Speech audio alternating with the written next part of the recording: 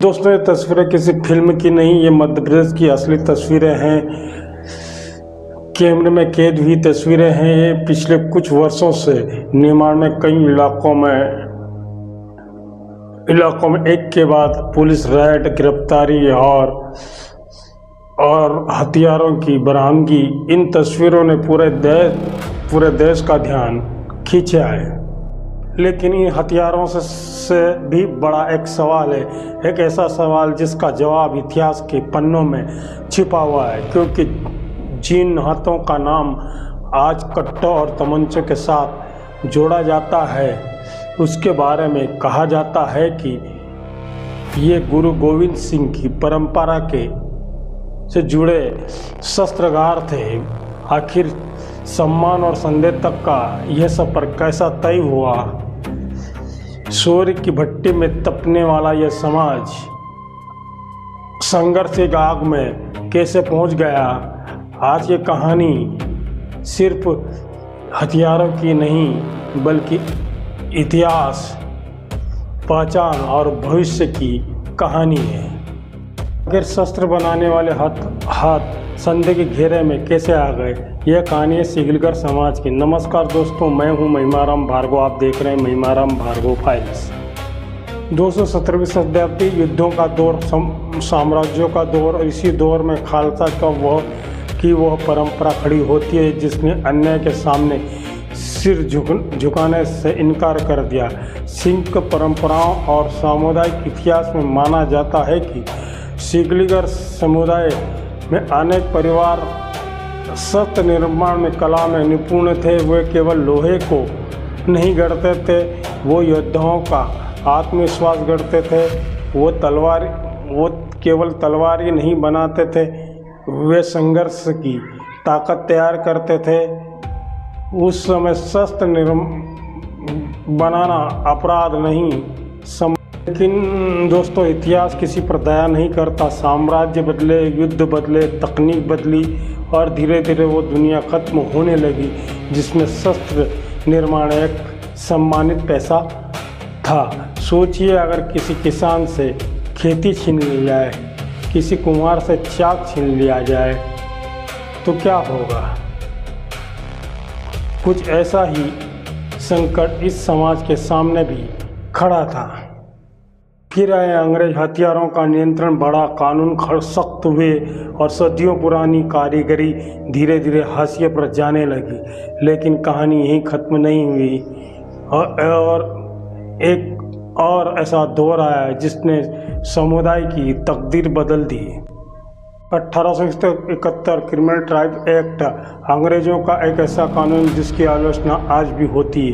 कहीं घुमतू और पारंपरिक समुदायों को संदेह की नज़र से देखा गया। इतिहास गवाह है कि किसी समाज पर लगा टप्पा कानून बदलने से नहीं मिटता, उसके निशान पीढ़ियों तक जाते हैं।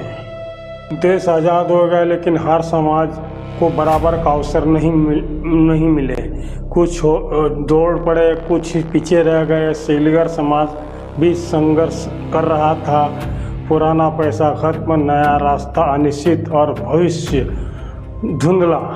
दोस्तों, फिर शुरू होती गिरफ्तारी की खबरें, छापे, बरामदगी, मुकदमे और धीरे धीरे कुछ लोगों के अपराध पूरे समाज की पहचान बनने लगे। यही इस कहानी का सबसे दर्दनाक अध्याय है। लेकिन क्या पूरी कहानी यही है? क्या हर सिगलीगर अपराधी है? बिल्कुल नहीं। उसी समाज के बच्चे स्कूल भी जाते हैं, उसी समाज के युवा नौकरी की तलाश भी करते हैं, उसी समाज के परिवार और सम्मानजनक जीवन का सपना भी देखते हैं। वर्ष 2017 के आसपास बदलाव की आवाज़ तेज होने लगी। समाज के युवाओं ने कहा, हमें मौका चाहिए, हमें रोजगार चाहिए, हमें मुख्य धारा में शामिल होने का अवसर चाहिए। यह सिर्फ एक मांग नहीं थी, यह भविष्य की पुकार थी। दोस्तों, वर्ष 2024 में सिगलीगर समाज के लिए उम्मीद की एक नई किरण दिखाई दी। तत्कालीन इंदौर कमिश्नर मालसिंह भेड़िया ने खरगोन, बड़वानी, धार और बुरहानपुर के कलेक्टरों तथा पुलिस अधीक्षकों की एक महत्वपूर्ण बैठक बुलाई। उद्देश्य स्पष्ट था कि सिकलीगर समाज को मुख्य धारा से जोड़ना, रोजगार, शिक्षा और कौशल विकास और सम्मानजनक जीवन की नई राह तैयार करना। दोस्तों, इस बैठक में कई महत्वपूर्ण दिशा निर्देश दिए गए, कई योजनाओं पर चर्चा हुई, कई उम्मीद जगाई, लेकिन आज सबसे बड़ा सवाल यही है, उन दिशा निर्देशों का क्या हुआ? क्या वो ज़मीन तक पहुँचे? कितने युवाओं को नया अवसर मिला? कितने परिवारों की ज़िंदगी बदली? क्या ये सरकारी फाइलों की ढेर में कहीं दब कर रह गए?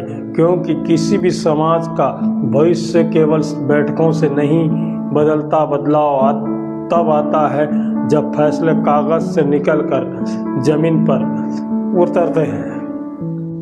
दोस्तों, सिकलीगर समाज की कहानी केवल हथियारों की कहानी नहीं, यह पहचान की कहानी है, यह संघर्ष की कहानी है, यह उस समाज की कहानी है जो इतिहास के बोझ और भविष्य की उम्मीद के बीच में खड़ा है।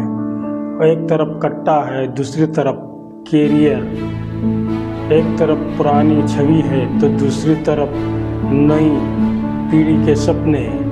और आप फैसला इतिहास नहीं करेगा, फैसला आने वाली पीढ़ी करेगी। मैं हूं महिमाराम भार्गव, आप देख रहे हैं महिमाराम भार्गव फाइल्स। अगर वीडियो पसंद आया तो लाइक करें, शेयर करें और सब्सक्राइब करें। मिलते हैं अगली नई फाइल के साथ।